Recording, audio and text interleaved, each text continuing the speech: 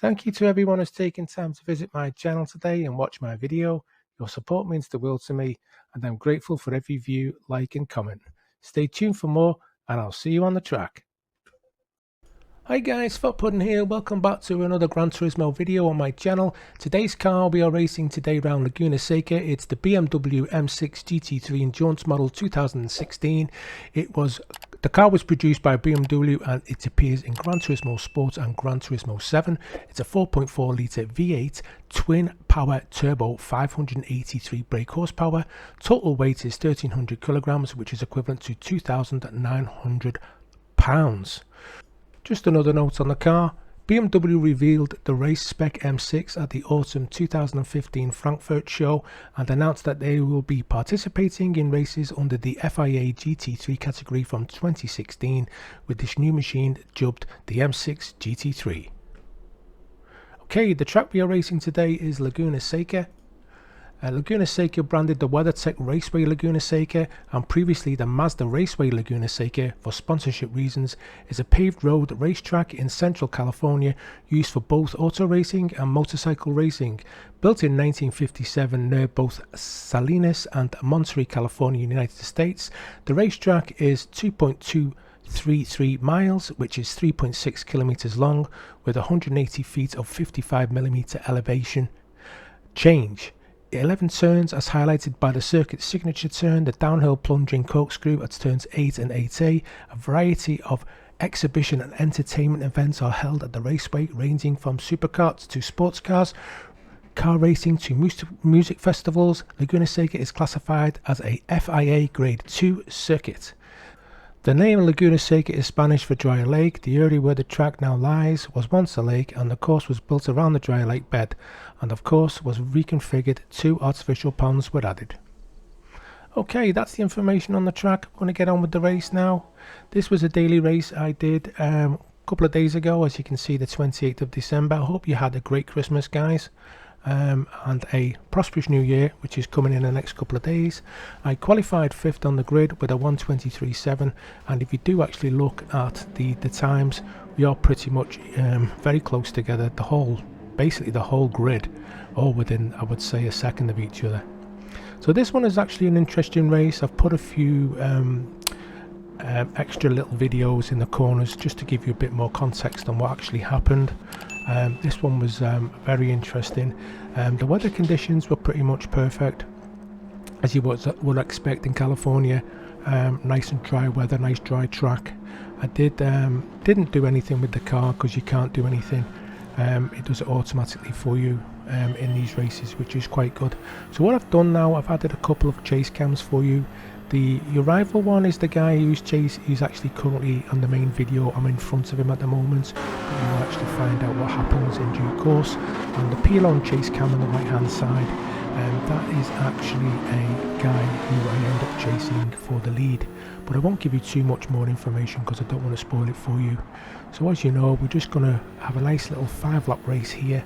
I was hoping to get a podium. I did know I was quick enough to get a podium, and I just thought maybe just give it a go, try my best. As you know, in my previous video, I did actually have a 3-month gap from playing this game, but like I say, I've actually got quite back into it quite quickly. So I've done a few little different views for you today instead of adding the extra main video. I've done basically like a multicam for you, so you can see 2 perspectives from my car, and also you've got the chase cams for the 2 other guys that I'm actually chasing or racing with you. As you've noticed at the beginning, the 2 leaders have just gone off. I will give you some more information on that. I did actually put a little video in here for you, and as you can see, they're running up to the top of the corkscrew now. The guy in first position was in a good area. He was well on his racing line. The guy was just being a bit over aggressive, pushed into him. Don't know why he did that, because he had nowhere to go. So basically their race is ruined. That's his view anyway. I'll give you another view now.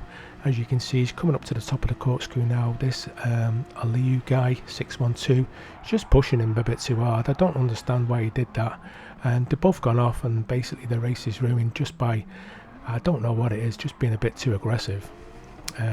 Maybe he's not running ABS and he's just struggling for grip. Anyway, we'll get back into the race now. Come around the last couple of corners now. I've actually moved up into second place, which was good for me, and this is the reason why the chase cams have been put in now, because you've got basically me in second, Pudn in first, and your rival in third. Pudn is in the Audi, and your rival, I think, is in the BRZ, and the BRZ is actually one of the fastest cars on the track. It's actually a leaderboard car. It's the top of the leaderboards, so it's a very competitive car to use. So I was expecting a very competitive race. I was just trying to keep honest and just try not to make any mistakes. So anyway, we're on to lap 2 now. We're going up onto under the bridge section now. As you come down towards the back end of the track, towards the Mother's Bridge there, we're just going under.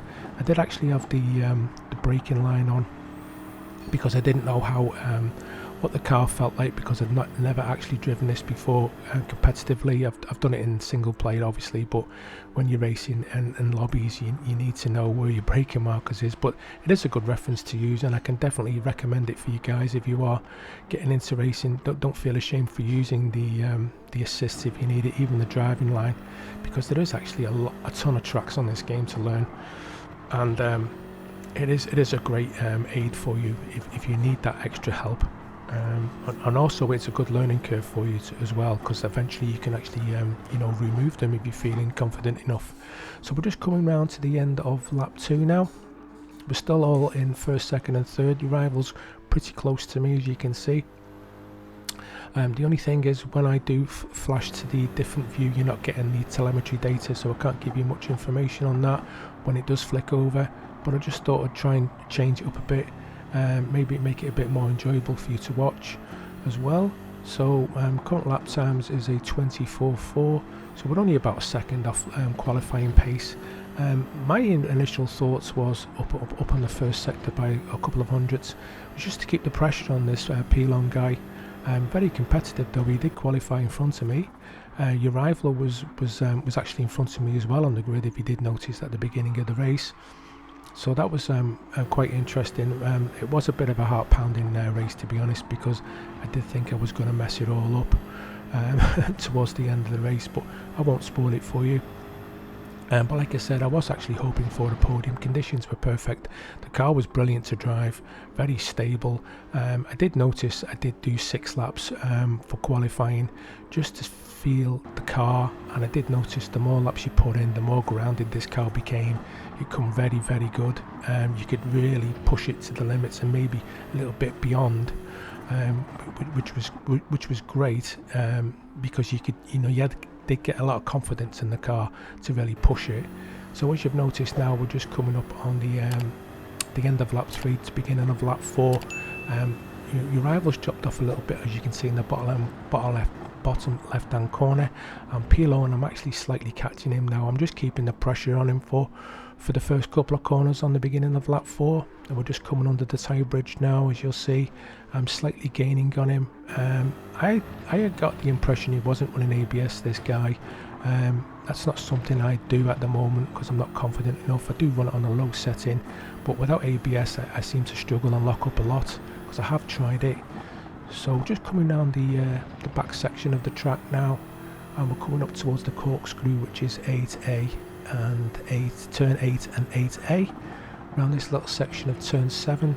And as you know, Pudn runs a bit wide, he ends up spinning out, which was great for me and your rival, of course. But I wanted it to run to the wire, but you can't always get what you want in races. But I wasn't going to stop for him anyway. I was just going to crack on and see if I can get this win. Your rival is keeping me honest, and if you do actually look at the track map, you will actually see that it's only me and him pretty much on the track now. We did get through a lot of the incidents unscathed, which was good for us, and that's always a good thing when you're at the front of the race and never at the back, jostling for position. So coming around to the last lap now, I've got a 0.7 second lead, which isn't really a lot if you look at the cam.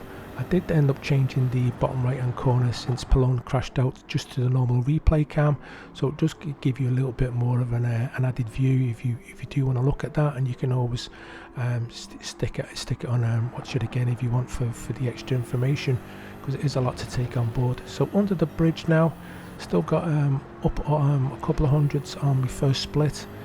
Got a gap of 0.6. Rival's keeping me honest, as you can see in the bottom left hand corner of the video. We're coming round to the back section of the track up towards the corkscrew, which is turn 7s, 8 and 8A, and all I wanted to do now was just to keep it clean. I wasn't too fussed if he caught me or not, because I could defend, but the corkscrew was the pinnacle part of the race. If I mess this up now, he's definitely going to catch me and overtake me for the win. So down the corkscrew section, got it very clean. Just powering around this corner now. Turns 9, coming up into the last couple of corners now, hitting the brake markers perfectly, and we're coming down towards the last corner now, and I was just praying that I didn't mess it up. Feeling the pressure very much so. So coming down to the last corner now, up onto the back straight now, past the pit lane section, and lo and behold, I end up getting a win on Gran Turismo. After 3 months, I was absolutely thrilled to bits. Your rival came second with a 0.6 gap, and Kimpy 38 came third with 7 seconds. That's how far ahead we were, guys.